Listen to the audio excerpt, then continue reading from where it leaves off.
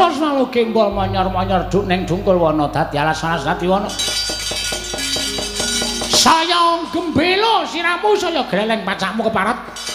Ing atase wujude Bagong wae kok ngorak-arik para sata kula wis kasan bubar sar-saran ora karu-karuan. Ayo, nek pancen kowe digdaya tantangono Kyai Cundamanik. Kowe sing wong jireh penembandurna.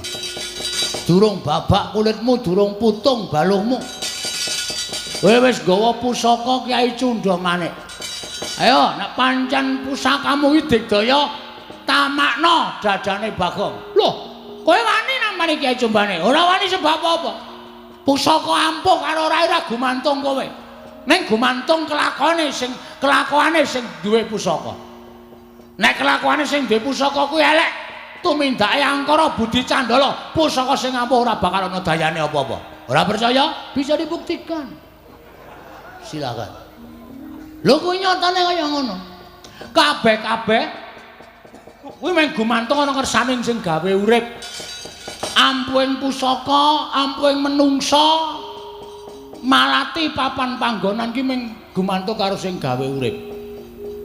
Hah? Wis tau ngerti critane Nabi Musa? Loh. Pendhita ora tau menyang pengajian. Nabi Musa kae tau omong ya, kae entuk firman saka Gusti Allah. Musa, tongkat kuwi sabetno ning Laut Merah. Mergo entuk firman saka sing gawe urip, mula tongkate ampuh. Nek wis ora diparingi firman karo Gusti sing akarya jagat, tongkat kae ya mung kayu ngono wae ora ana dayane apa-apa. Cundamanik semono uga tok anggap ampuh nek Gusti sing gawe jagat marengake Cundamanik ilang dayane kuwi mung wesi rongsokan. Ayo tibakno ning wetenge Bagong. Ayo wis. Ayo ora bakal temancep ning malah dadi srana melancarkan peredaran darah. Mergo aku tak uncek nggon weteng. Wis, aja kok kean gunem sing tanpa guna. Dijajal apa piye? Oh, lakon mati dening aku.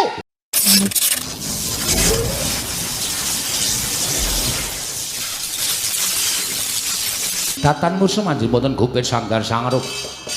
Nunuk andukun sampun kesemanten Raden Werkudara ngawe para putra Jodipati pating bleber pating Caratirta mbudakaning daratan.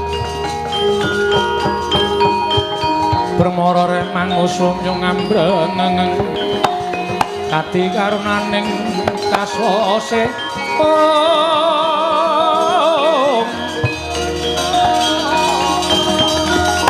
yenaneng marga memalakum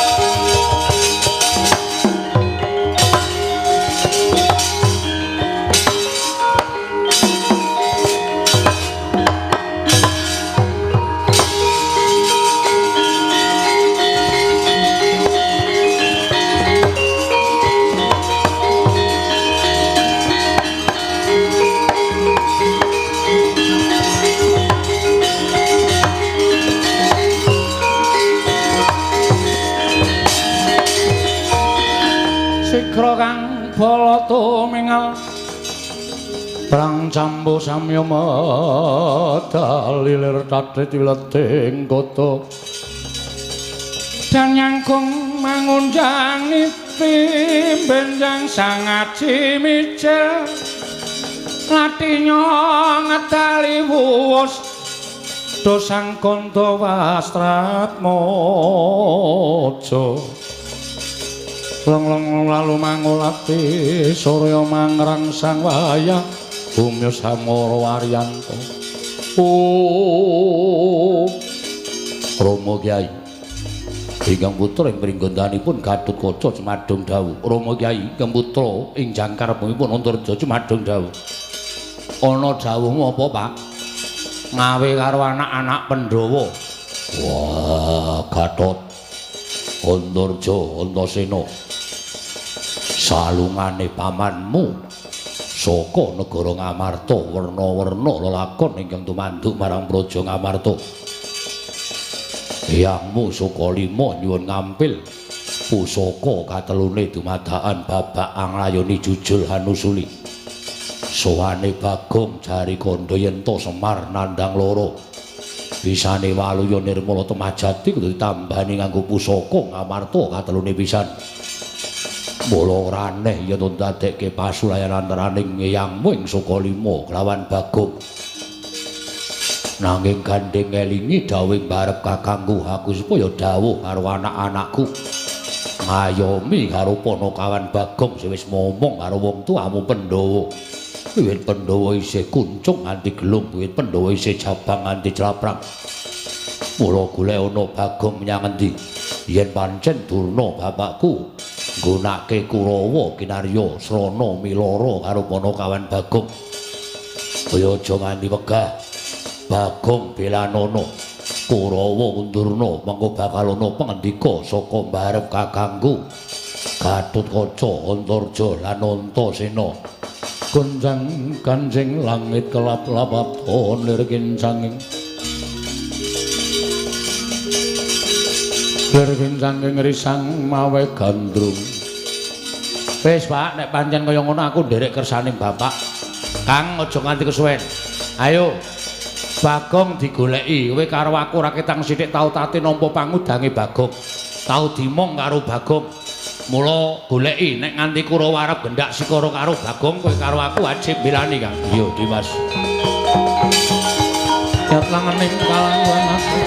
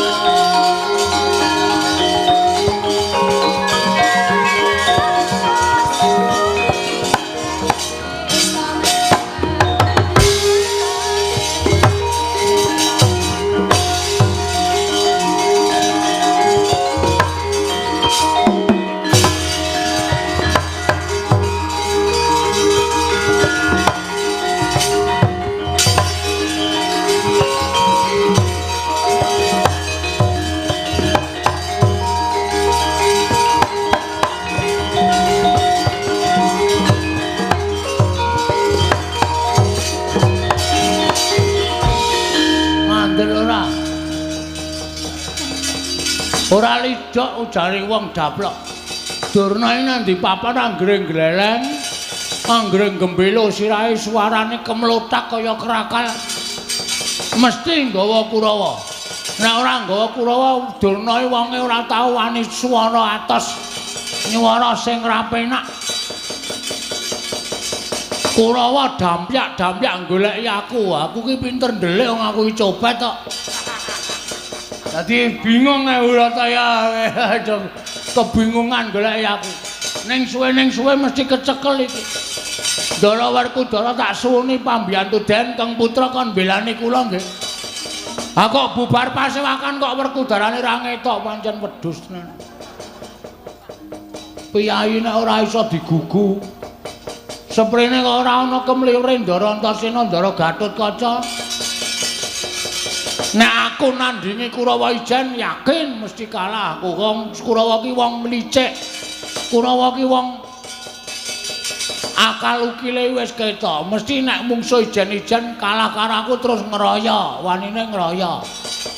Nah, nek dikeroyo ya kalah. Nek ora aku cekak-ceket goleki Ndara Antasena Ndara Gatotkaca. Ndara Antarja takon belani aku selak kecekel Kurawa modar. Nek ora goleki Ndara pun suwe. Ayo sawetara. Kok ora dehem ora watuk. Ora lara kon watuk. Pun ngertos lek kula omong. Wis. Terus keputusane? Keputusane sapa? Keputusan sampean bilani kula mboten? Gong. Non. Aku kuwi tau tate tok udang. Nggih. Aku tau tate tok mong. Dek cilik biyen ning aku ora kelingan. Ning kowe tau tate momong aku, Gareng ya momong aku, Petruk ya momong aku. Semono uga aku Bagong. Aku kelingan jaman dijedi ning Kawah Candra Dimuka. Biyen aku capet-capet ketok ana Panakawan sing nunggu aku ning pinggiring kawah. Aku. Kula nika. Ha Petruk iki wedi karo panas. Gareng iki karo Kawah Candra Dimuka di kula sing nunggu sampean. Kowe. Nggih. Ngaturke panuwun. Sami-sami. Sampeyan tegese utang nyawa kali kula. Mestine ngono. Yen nganti kowe kena genining Candra Dimuka, mesti kowe tekaning pati. Mula aku ngaturke panuwun dene kowe arep gelem nunggu nalika aku dijedi. Nggih. Terus iki mau Kanjeng Rama paring dawuh. Rama sapa? Rama Werkudara. Ngendika pripun? Kowe arep diajar Kurawa. Nggih. Pancen nika pun do mangkat. Wonten sing gawa glugu, wonten sing gawa sekop. Ajeng mala kali kula. Terus sampean aku didhawuhi Kanjeng Rama Kyai Jodipati kon ngewangi karo kowe. Oke. Ha iki sing arep kok mendorong tak iki piye iki? Aku ya kon ngewangi, gong aja kuwatir. Nah. Pon, nek sampean niat ngewangi kula, maju, gempur Kurawa. Ning nek aku sing maju kok kira-kira ngisini-sini. Apike ngene, Gong? Pripun? Aku ngewangi ning kowe maju wong methuke Kurawa. Yo gelut wae yo. Kowe karo aku senggel. Lho. Kok malah nesu? Nesu. Wong ngewangi kok malah kula kon maju. Kowe nek lolo tak tambani, nek mati tak uripke. Aja kuwatir. Mangkato. Yakin? Yakin. Serius? Iya. Nganggo apa le nambani? Banyu sunget kuwi iki. Ki nek diperes metu banyune. Nek nggo nambani wong loro iso mari, nggo nguripke wong mati sing durung winanci iso kelakon. Wah, kene ndek kutil lampu. Kutil dengkulmu plocot kuwi. Iki pusaka padhake kutil lho. Kula tak maju, aku sing tansah memanuki lakumu aja kuwatir. Nek ming Kurawa ora bakal menang karo kowe. Yen kowe tak tambani kowe tak uripke. Kowe diantem ngrasake lara, nek lara babak metu gedhe tak tambani langsung mari. Mbok sampean buka apotek mawon. Hus. Kok malah kon buka apotek ora? Aku entuk tamba mujarab kaya ngono kok. Wis mangkato, Bagong mangkato. Yen pancen kowe engko kerepotan, aku ndelabung saka Dirgantara. Wah, iki arep gleleng ya aku. Nggih, nun pangestu nggih. Yo sing ati-ati. Ning ampun ada-ada saking kula lho. Ora. Terus sampean ajeng temu ndi? Mengke ketok Kurawa. Aku ambles bumi. Lah iki pertanyaan meneh iki. Terus kowe nek ambles bumi terus aku ling ngundang sampean pripun? Aja kuwatir, kowe ngejluk lemah ping 3, aku metu. Mosok ping 3 metu? Iya. Ana sampe bola-bali ra tau metu. Aja sembrono, mangkat to. Kethuno Kurawa, nyun pangestu sing ati-ati aja kaya bocah cilik.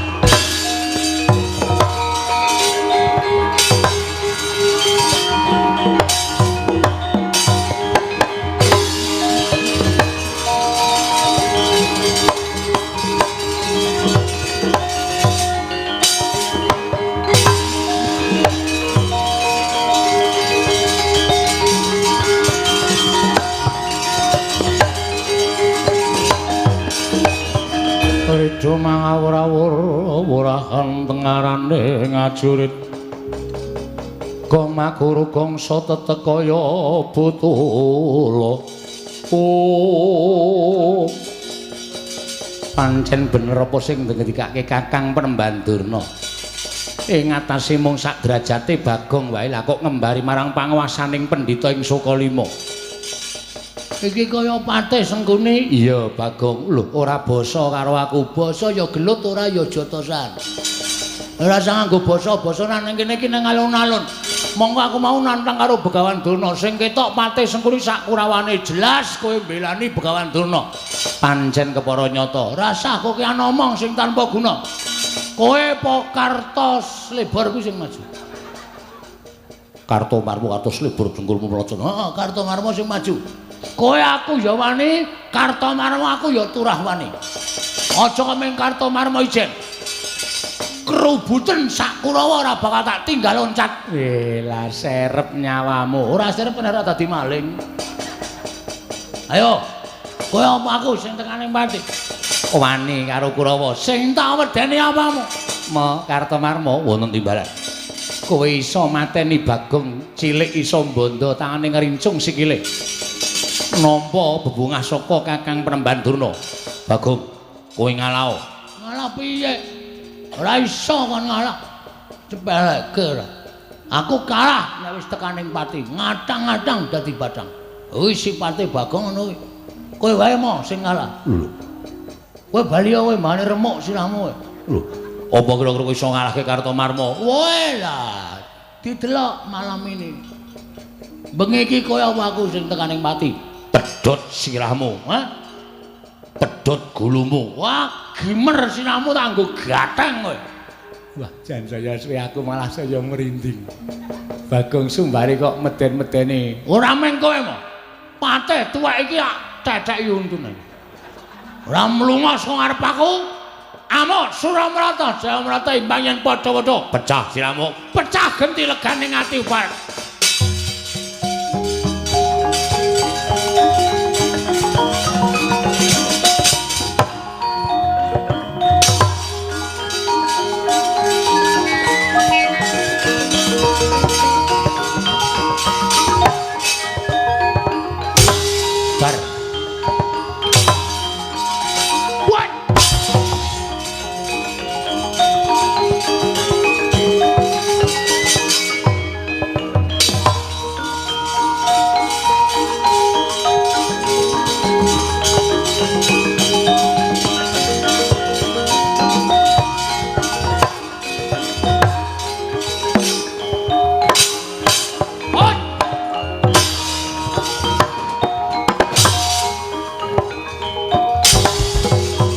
semah tak petok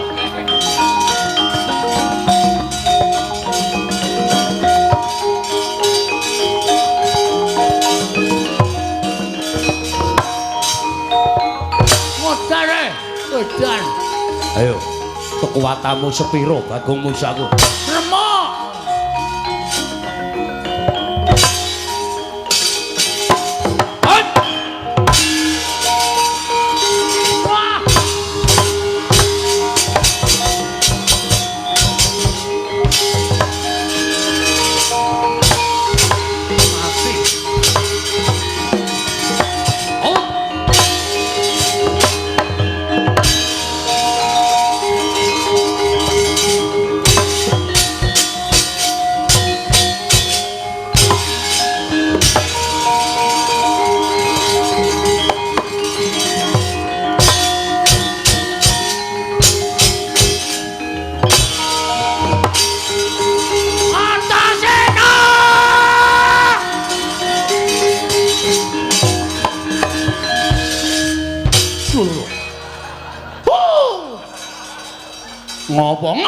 ngapa oh arep modar aku yan mau janjine piye gejluk lemah ping 3 wis luwih saka ping 3 nganti sing tak gejluk ngolet-ngolet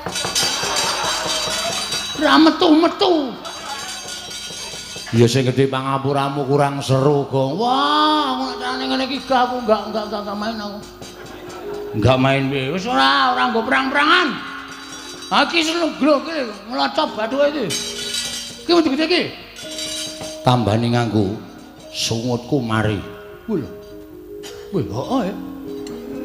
Ki nggon unyeng-unyeng iki. Kuwi borok kok. Oh iya, Ding. Tambane iya. Yo. Ndak gatel. Yo. Malah nambani borokmu barang. Sonana wah wis ora tertib mah aku. Maju meneh, aku tak rasa ambles bumi. Engko konangan. Lera penak ning kono kuwi, Gong. Nek konangan tak dikira wong Pandhawa mbelani karo kowe. Lah ya kowe. Ngene bae. Piye? Lho, ora bosokan pripun? Aku tak manjing ning awakmu. Manjing awakku piye? Manjing ning jero awakmu. Kowe engko diantem ora krasa, dipateni ora iso mati. Iki serius? Iya. Tenan. Lihat ndi? Lajene? Ora iso. Kene wae apa piye? Ciut ning ngombo iki. Yo. Elastis. Ora sudi. Ah metu ngendi kok ngewohke? Kowe ngamet ambegan, aku tak mlebu ning awakmu. Ngamet ambegan? Wis ya wis. Nek aku mlebu ning awakmu kowe dikapak-apake ora apa-apa. Lah mboyo ditibani gaman mesti kowe ora apa-apa. Mergo kowe kedunungan aku, kowe dadi ampuh. Wis ngono wae aku tak mlebu ning awakmu ya. Nek wis klebon awak aku mesti dadi ampuh. Nah, gek wis lak modar. Omong wae malah pidato. Aku tak keplak sirahmu lho kowe. Wis gak wis. Gunjang ganjing langit kelap-kelap katon. Lir kincang ing risang mawe gandrung. Kono wis. Sampe teng ndi? Aku wis nang awakmu. Lho, kok ora mbrenjol ya? Ora. Mergo iki sukma. Walah, gleleng iki.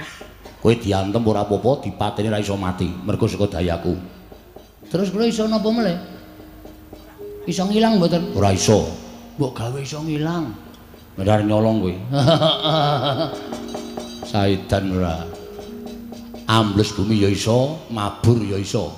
Weh, lah kok sampean dadi wong biasa ora iso mabur? Mergo aku ora dikeparengake mabur, nek aku sing duwe kekuatan iso mabur. Wo. Nek ambles bumi ngampet ambegan niat ingsun ambles bumi, terus sirahmu tatapno aspal ngarep kuwi. Ki anggere kok ora aku gejegluk tak jak senggel. Iya. Ngampet ambegan. Weh. Ora sida. Weh, engko nek ra nyata mlenthung dase. Nyata gawe wis. Niat ingsun ambles bumi. Wah, lah bumi iki peteng tenan. Ora ana apa-apa, Buna. Oh, lah kae ana wong kae. Tak jak Pak, wah asem ayit to. Jaratan ketok le mringis metu ngolah. Ah. Nek mabur sirahe gedruk ping 3 niat ingsun mabur. Mbok sing apik omongane. Ya anu sikil. Wah, antasena iki arep nyilakake sirah kok kon gedruk ping 3. Ayo mumet mabur tenan kon melayang. Sikil gedruk ping 3 niat ingsun mumet. Niat ingsun mabur. Kowe aja tiru aku to, Antasena.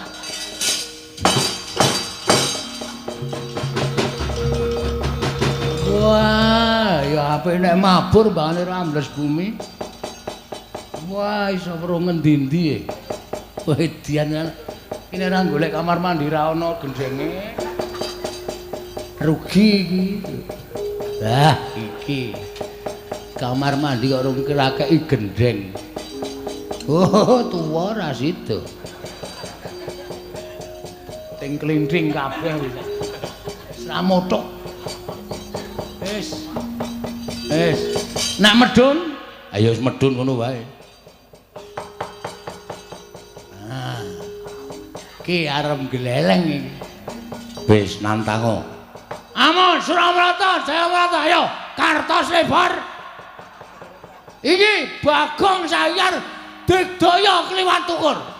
Mungsu aku iso menang meguru karo kowe 20 taun legane ngatiku barat.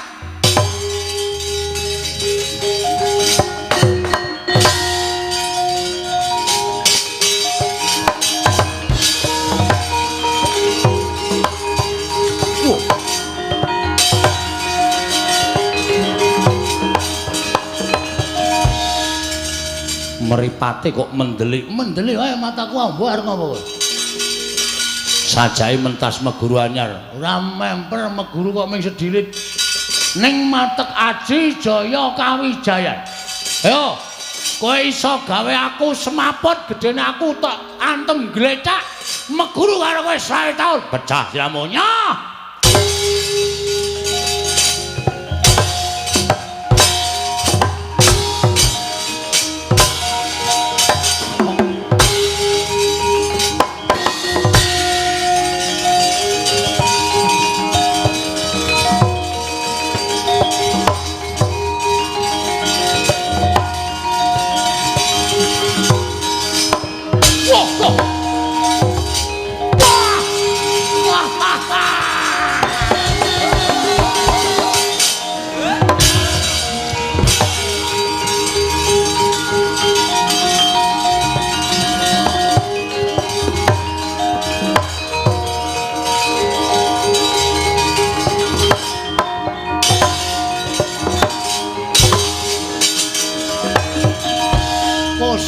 Lagi ngematke wong gawa kopi.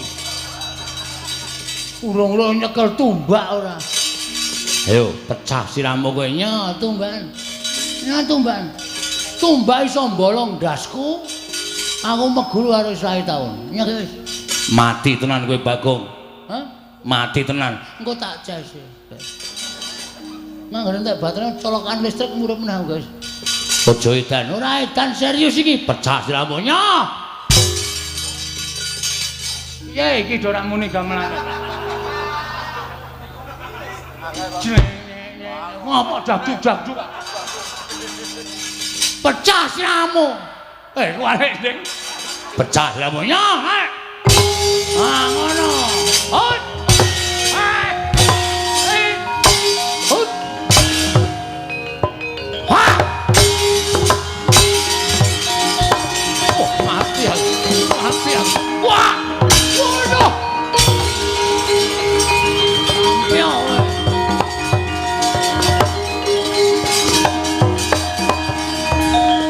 Gletek dasmu wis maput ora. Pelekke ora. Rumangsane padake wong loro saudon telu saurupan. Tunggale Kartomarma Kurawarwane ro Bakaya amuk legane ati.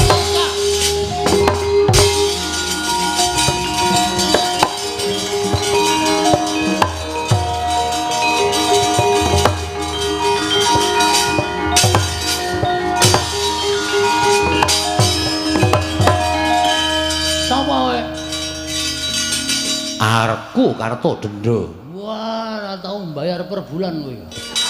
Ora tau mbayar kadi denda terus. Peranganing para Sata Kurawa, Karto Denda dasar Purnyata.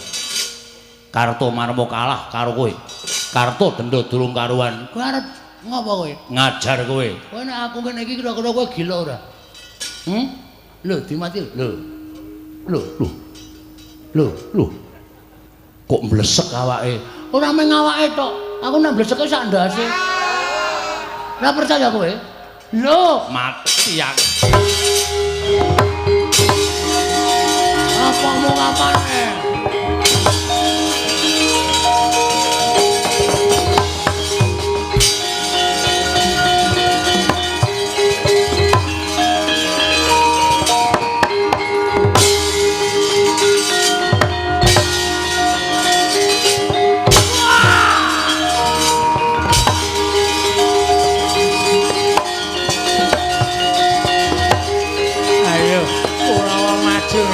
Kurawa maju kroyok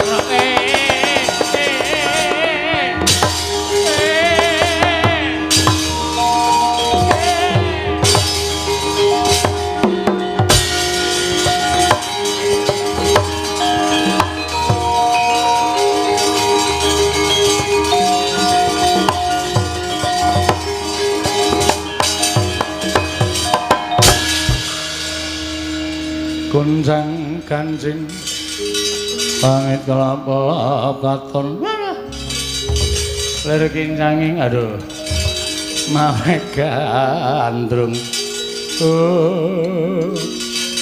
nyuwun pangapunten Kakang Durna lagi metu kaya wis kesonjo mbaya mboten nginten babar pisan nek Bagong digdayane kliwat ukur lho Bagong digdaya mergane kula sawangsa ing katebian iso ambles bumi Bagong iso ambles bumi iso mabur Kakang Durna Kurawa bubar maut mboten kanten-kantenan lho sumanggaken Kakang Prembaturna lho Bagong aja pamer kuat nampani Kyai Cundha maneh aku meguru karo kowe keparat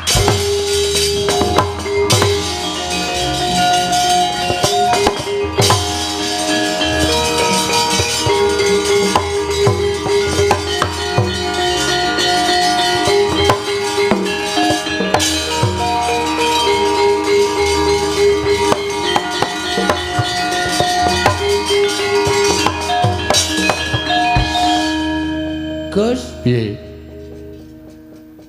Durna beto drei, drei dengkulmu. Kae dudu drei. Lha napa? Kae pusaka arane Cundha Manik. Waduh, murup kaya wong nyuluh. Mergo saka dhewe kekuatane sing ampuh ngegilani, mula pusaka kae murup. Terus ora sawedi. Kethuke Gong, kowe ora bakal tekaning pati. Engko nek mati ora sawedi.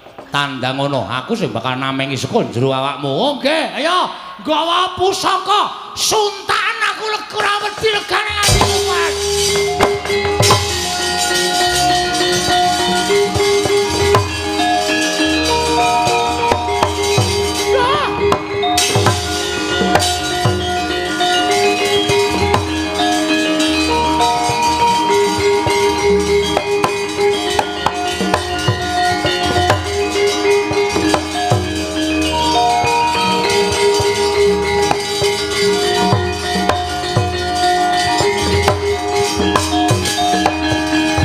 Pandhita kang inarya wangsit pindha kumbang kang ajaping tawang susuh angin ngendi nggone endos malu kenggol manyar-manyar duk ning dungkul wana dadi alasan dadi wana saya gembelo siramu saya greleng pacakmu keparat ing atase wujude Bagong wae kok ngorak-arik para sata kula wis kasan bubar sar-saran ora karu-karuan. Ayo, nek pancen kowe digdaya tandang ana Kyai Cundha Manik. Kowe sing wong jireh Prembaturna. Durung babak kulitmu, durung putung baluhmu. Kowe wis gawa pusaka Kyai Cundha Manik. Ayo, nek pancen pusakamu iki digdaya tamakna dadane Bagong. Loh, kowe wani namane Kyai Cundha Manik? Ora wani sebab apa? Pusaka ampuh karo ora gumantung kowe. Ning gumantung kelakuane sing duwe pusaka.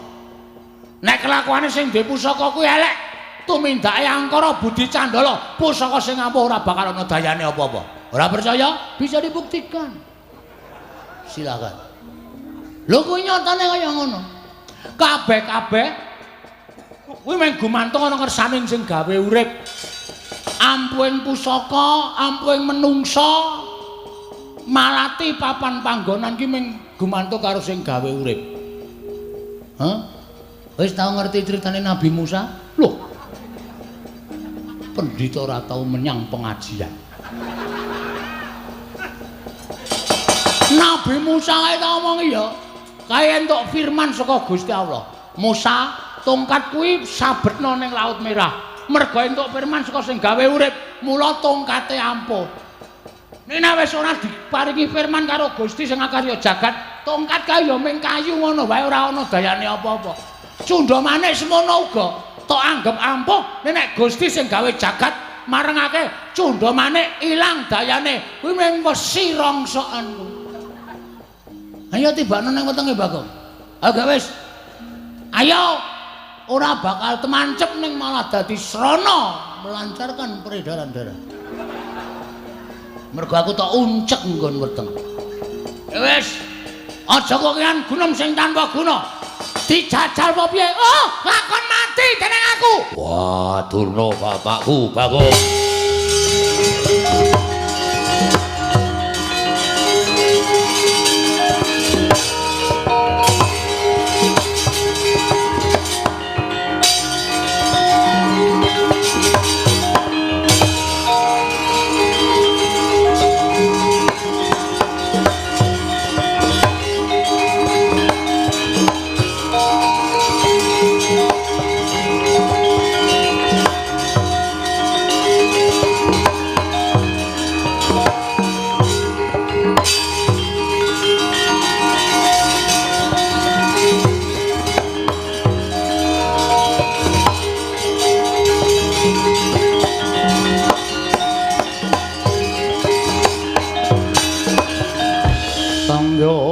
Bala Pandhawa mbyuk gumulung mangung siring sata Kurawa Kambaung Wisra katitih merut layut sagung Praratu. Kula nuwun mapunten, Ger. Iya, awis saking pangatenipun ponakan Bagong saengga kula damel ribet wonten ing negari Ngamarta sewu-sewu kalepatanipun ingkang bapa tadah wadana. Bapa Penemban. Mestinipun Bapa Penemban Durna menika saged menggalih Bagong menika namung drajating Panakawan. Nanging sabab menapa panjenenganipun Bapa Penemban Durna mituruti dhateng menapa ing dados pikajiganipun Panakawan Bagong. Oh, iya amargi Bagong sampun kurang ajar dhateng Bapa ing Sukalima. Bagong sampun ngiyas dhateng Bapa ing Sukalima. Bagong sajaipun sampun ngilani dhateng Bapa ing Sukalima. Namung semantena kang kinten kula Bagong namung dapur gegojekan mboten gadhahi niat wantun kaliyan Bapa Penemban Durna. Oh inggih menawi ngaten kula nyuwun mangapunten lan salajengipun kula nyuwun dawuh saking Paduka Anak Prabu Puntadewa menggah kados pundi babakan perkawis menika. Sapurnaning pasewakan ingkang putra tumuli manjing wonten ing sanggar pamelengan nyuwun dhateng panguwasaning Dat Kanggur Wengdat mugi-mugi pikantuk pepadhang nyatanipun Dewa Asung pepadhang dhateng ingkang putra pun Darma Kusuma Jawata paring wangsit pusaka katiganipun menika kedah dipun lintoni. Lho dipun lintoni menapa? Dipun lintoni wujuding kanugrahan ingkang badhe mandhap wonten ing jagat ingkang nami Wahyu Jati Wasesa Bapa Penemban.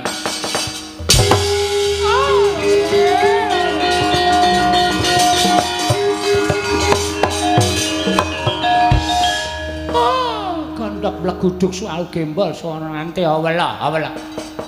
Dipun lintoni wujuding Wahyu Jati Wasesa kasinggihan mekaten. Menawi Bapa saged ngaturaken inggih menika wujudipun Kajeng Jati Wasesa tuwin Sekaring Jati Wasesa kula badhe ngaturaken wujudipun tumbak Karawelang payung tunggul naga miwah pustaka Jamus Hyang Jimat kelima sada wujudipun Sekar Jati Wasesa lan Kajeng Jati Wasesa kula aturaken paduka badhe maringaken pusaka tetiga inggih kasinggihan mekaten nyuwun pamit yen kula Bapa badhe ngupati wonten pundi durungipun.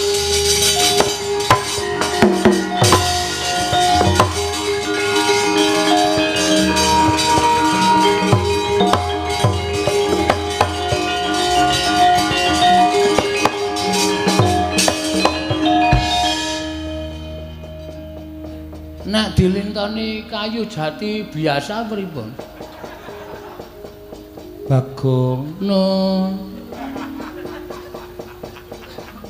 kowe tak kandhani ya Bagong nggih ratu kuwi ora kena mban cindhe mban siladen mban cindil mban cindhe mban siladen tegese ora kena bedak-bedake nggih kowe bali ning Karang Kadempel mekaten sinuwun ya Bagong matura karo bapakmu mesti wis tanggap oh nggih ngestakaken dawuh nyuwun pamit nggih.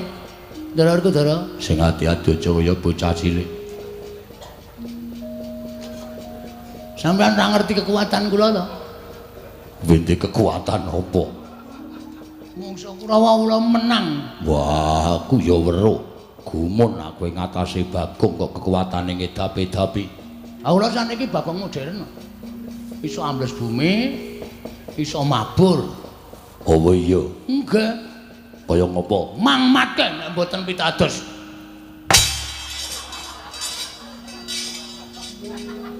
Seneng ta kowe? Bahagia ta kowe? Metu ra omong-omong. Sone iki nek metu omong. Modar. Dapusi ale Kang Putra. Wong tak slupe kok njur arep sapa-sapa arep dimuki bapakku barang arep diumuki wong bapakku wong ngerti kok arep diumuki. Mbok menawa kok wis Bagong Baliya sandhangamu kae mau gawanen. Oh iya. Kula kake kraton e wae. Ya wis jupuken. Nggih, ajeng kula nggih melih. Ya wis kono Bagong.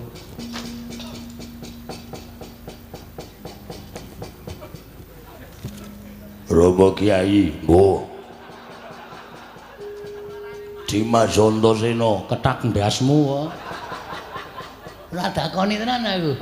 Ora masalah. Sing penting kowe iso gimer sirahe gareng. Sik diancam kok kakane. Nyuwun pamit, sinuwun. Sing ati-ati aja kaya bocah cilik. Nggih. Nyuwun pamit nggih. Iya.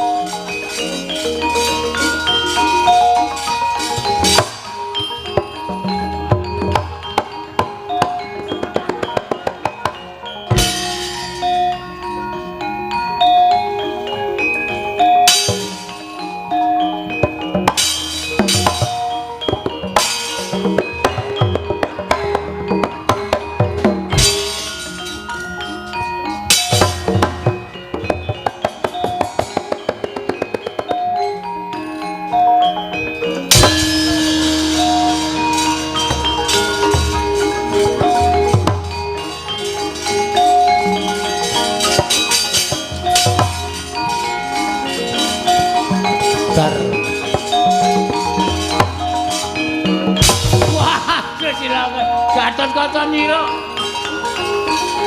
Nyuwun pamit.